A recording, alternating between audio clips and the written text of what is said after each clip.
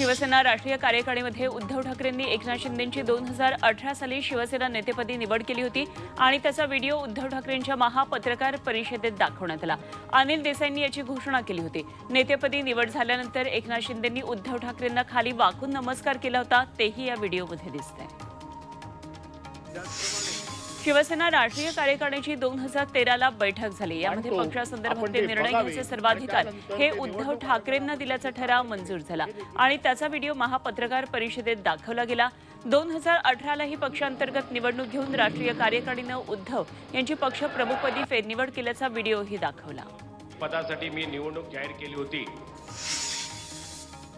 आम्ही इमानानं लढलो, तुम्ही बेईमानानं जिंकला। राहुल नार्वेकरांनी दिलेला निर्णय त्यांची बायकोही मान्य करणार नाही असा टोला संजय राऊतांनी लगावला। नार्वेकरांनी बाळासाहेबांची शिवसेना चोर लफंग्यांच्या हाती दिल्याचा आरोप त्यांनी केला। नार्वेकर खुर्चीवर नसतील तेव्हा त्यांना रस्त्यावर चालणं देखील कठीण होईल असा इशारा त्यांनी दिला।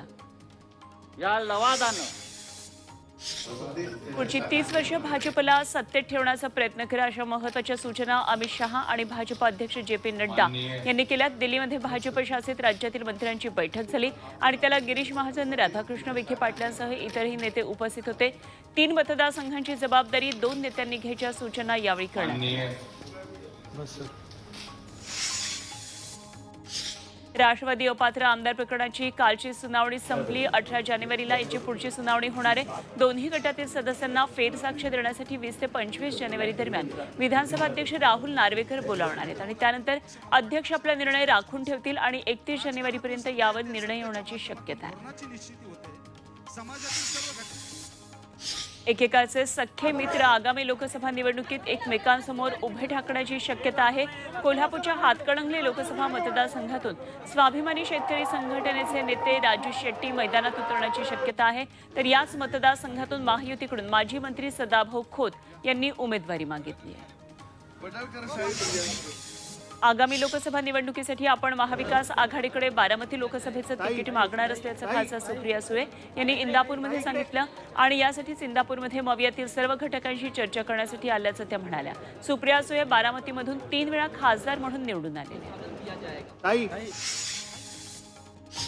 लोकसभेसाठी 2 जागा आरपीआयला देण्याची मागणी आरपीआय अध्यक्ष केंद्रीय राज्यमंत्री रामदास आठवले यांनी केली आहे। सध्या रामदास आठवले शिर्डीमधून लढण्यास इच्छुक आहेत। सोबत सोलापूर किंवा विदर्भातली 1 जागा द्यावी अशी त्यांची मागणी आहे।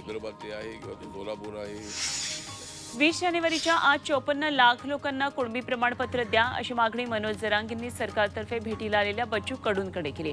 सरकारनं आणलेल्या मसुद्यावर आपले अभ्यासक आणि तज्ज्ञ चर्चा करतील असंही जरांगेंनी सांगितलं। तर सगळे सोयरे शब्द टाकला म्हणून आंदोलन मागे घेण्या इतके आपण बधीर नाही असंही त्यांनी सरकारला सुनावलं। सर हे सगळे वाढवले इथपर्यंत। एकीकडे मनोज जरांगेंची समजूत घालण्याचे प्रयत्न सरकारकडून सुरू आहेत, तर दुसरीकडे आपल्याला ट्रॅप लावून अडकवण्याचा सरकारचा प्रयत्न असल्याचा गंभीर आरोप मनोज जरांगे यांनी केलाय। आपण कोणत्याही आमिषाला बळी पडत नाही, मॅनेज होत नाही आणि त्यामुळे आमच्यातलेच काही अतृप्त आत्म्यांना हाताशी धरलं जात आहे असा आरोप जरांगेंनी केला। कुणबी नोंदी शोधण्यासाठी तसंच दाखले देण्यासाठी गावागावात दवंडी पेटून सूचना दिली जाईल असं बच्चू कडूंनी म्हटलंय आणि त्यानुसार काही गावांमध्ये दवंडी पेटण्याचं काम सुरू झालंय।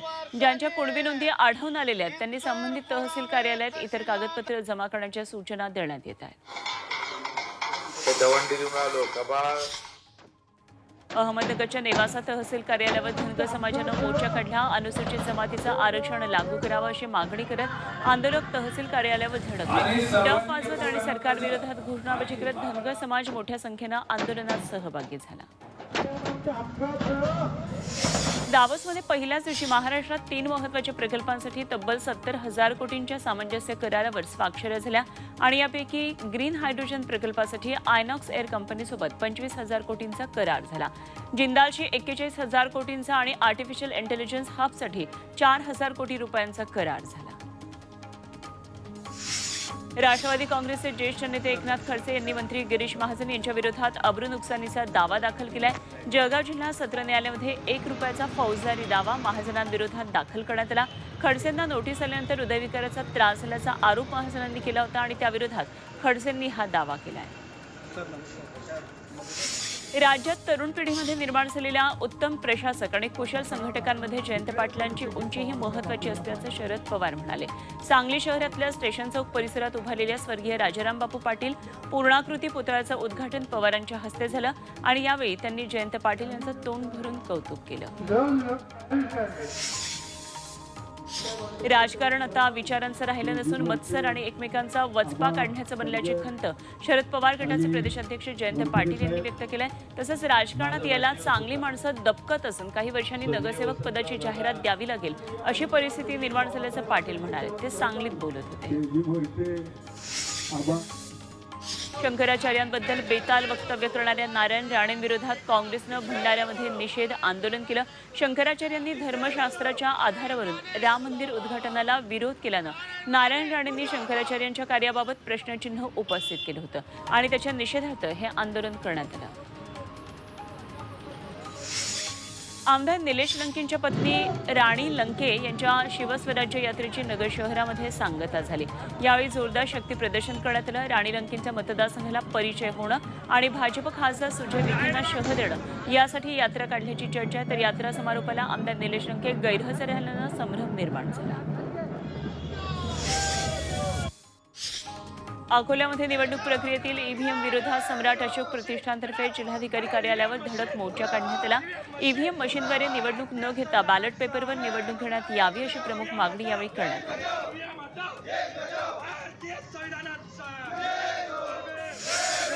कोल्हापुरातल्या बहुचर्चित रस्ते प्रकल्पाला अखेर मुहूर्त मिळाला. शहरासह संपूर्ण भागातील रस्त्यांची चाळण झाल्यानं त्याचा रोष लोकप्रतिनिधींवर निघत होता. टक्केवारीमुळे 100 कोटी रस्ते प्रकल्पाचं काम चांगलंच गाजलं. त्यामुळे ठेकेदारांनी काळजी घ्यावी, अन्यथा कारवाईला सामोरं जावं लागेल असा इशारा हसन मुश्रीफ यांनी दिला. पुणे विमानतळावरून तब्बल 11 विमानं काल रद्द करण्यात आली आणि विशेष म्हणजे कोणतीही माहिती न देता ऐनवेळी ही उड्डाणं रद्द केल्यानं प्रवाशांचे पुरते हाल झाले. उत्तर भागातलं हवामान दिवसेंदिवस खराब होत असल्यानं पुण्यातून दिल्लीला जाणारी विमानं रद्द केली जातात. त्यामुळे प्रवाशांनी तीव्र नाराजी व्यक्त केली आहे. नाशिकच्या सटाण्यामध्ये रस्ते कामासाठी डांबर वितरणाकरता चक्क घरगुती गॅस सिलेंडरचा वापर होत असल्याचा धक्कादायक प्रकार समोर आलाय. सामाजिक कार्यकर्ते मयूर नेरकर यांनी हा प्रकार उघड केलाय. या प्रकरणात संबंधित ठेकेदारावर तात्काळ कारवाई करून रस्त्याचं काम दर्जेदार करण्याची मागणी नेरकर यांनी केली. मुंबईतील घाटकोपरमध्ये मनोरंजन उद्यानात कब्रस्तान विस्ताराला स्थानिकांनी विरोध केला. या ठिकाणी 10,000हून जास्त झाडं आहेत आणि त्यांच्या कतलीला विरोध होतोय. घाटकोपरच्या वाधवा कॉम्प्लेक्स शेजारी महापालिकेचं मनोरंजन उद्यान आहे आणि त्याच्या बाजूला असलेल्या कब्रस्तानला जागा अपुरी पडत असल्यानं विस्तारीकरणाची मागणी होती.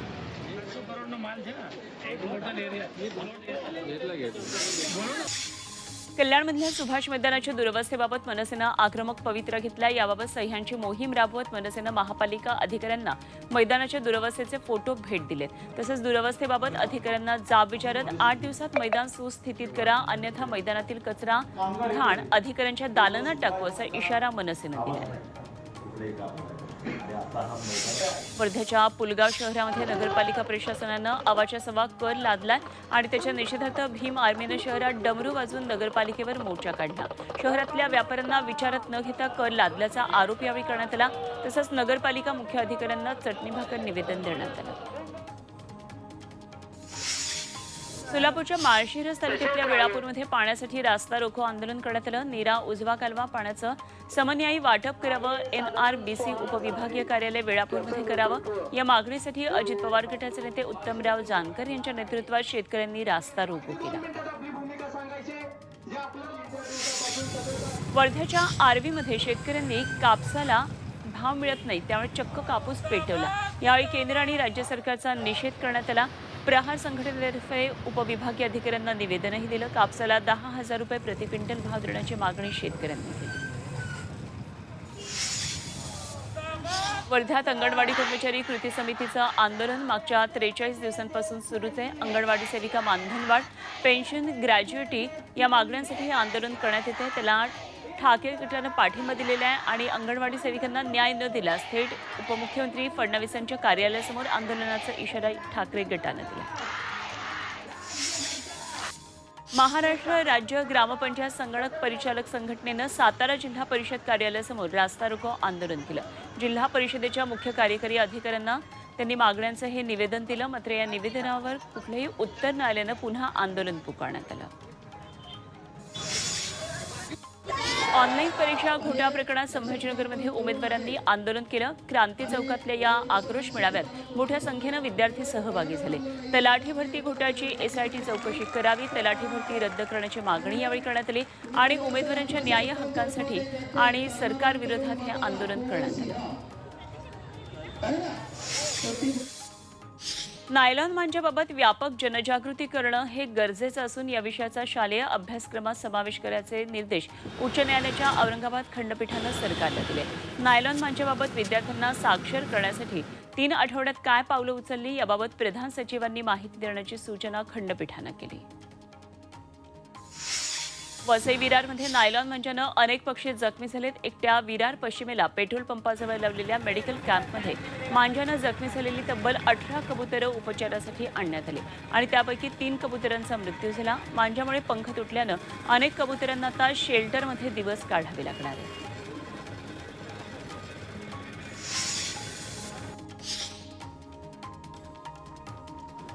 नवी मुंबईतल्या सिडको एक्झिबिशन सेंटरमध्ये भाजपतर्फे नवी मुंबई आंतरराष्ट्रीय विमानतळ परिसरात उपलब्ध असलेल्या विविध संधींबाबत परिषद भरवली. कौशल्य विकास, रोजगार आणि उद्योजकता मंत्री मंगलप्रभात लोढा यांनी त्याचं उद्घाटन केलं.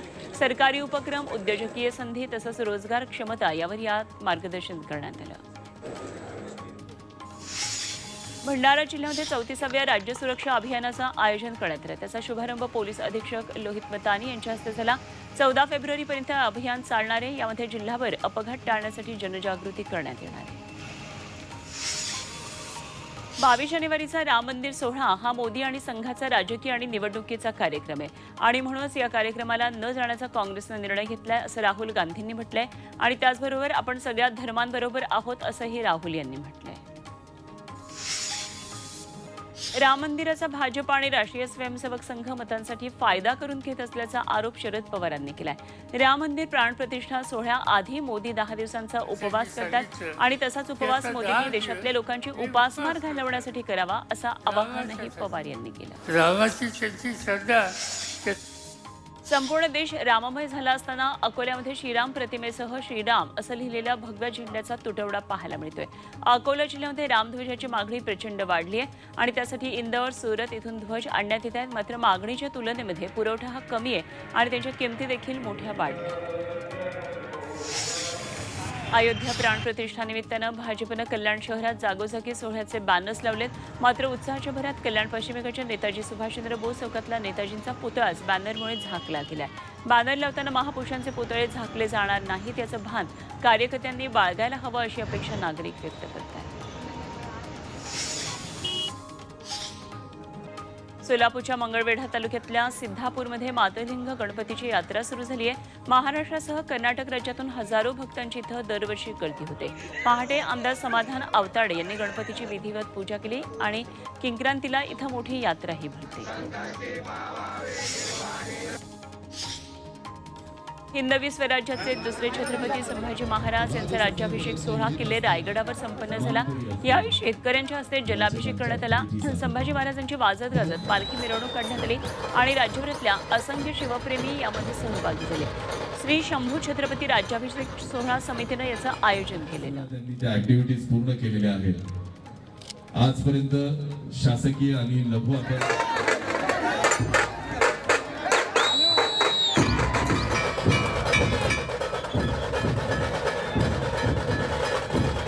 जलाभिषेक करण्याची विनंती करण्यात. वर्ध्यातील सेवाग्राममध्ये महात्मा गांधींची अनोखी प्रतिकृती साकारण्यात आली. कायनेटिक आर्ट इन्स्टॉलेशन स्वरूपातली ही आभासी प्रतिकृती मुंबईतल्या जे स्कूल ऑफ आर्टने साकारली आहे. एका ठिकाणावरून एका कोनातून पाहिल्यावर दिसणारी ही कलाकृती पर्यटकांसाठी खास आकर्षण ठरणार आहे. यासाठी 67 लाखांचा खर्च आलाय.